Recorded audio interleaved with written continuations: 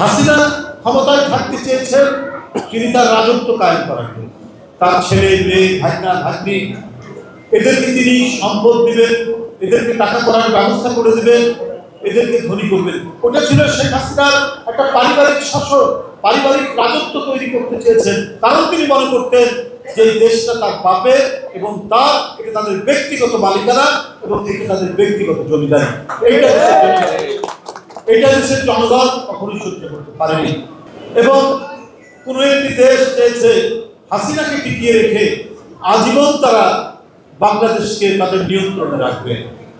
যে দেশের হিন্দু মুসলমান একসাথে স্বাধীনতা আনতে পারে এখান করে, তারা আবার নতুন করে কারো উপনিবেশে পরিণত হবে, এটা কি কেউ বিশ্বাস করতে পারে? দেশের জনগণ যে ধর্মেরই হোক।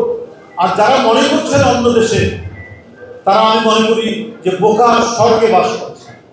এটা সম্ভব নয়। কিন্তু আপনাদের সবাইকে বলে রাখি, এই প্রচেষ্টা তারা এখনো করার চেষ্টা করছে। আজকে সীমান্তে, আজকে পাহাড়ে অশান্তি কেন? কি এমন ঘটনা হয়েছে? পূজার সময় সেখানেও তো অনেক হিন্দু সম্প্রদায়ের মানুষ আছে, সেখানে হঠাৎ করে অশান্তি তৈরি করা হলো কেন? সারা দেশকে ওই দিকে দৃষ্টি নিবদ্ধ করা হলো কেন? এই উৎসবের মুহূর্তে এটা পরিকল্পিত। বাংলাদেশকে অস্থিতিশীল করার একটা জাতীয় আন্তর্জাতিক চক্রান্ত।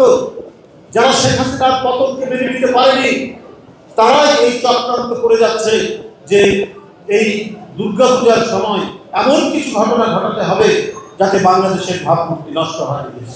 এই কারণেই এই প্রচেষ্টা তারা চালাচ্ছে। যাই হোক, আমি আজকে আমাকে এখানে বক্তব্য রাখার সুযোগ দিয়েছেন, এই জন্য আমি এখানকার পূজা উদযাপন কমিটির সকলকে আন্তরিক ধন্যবাদ।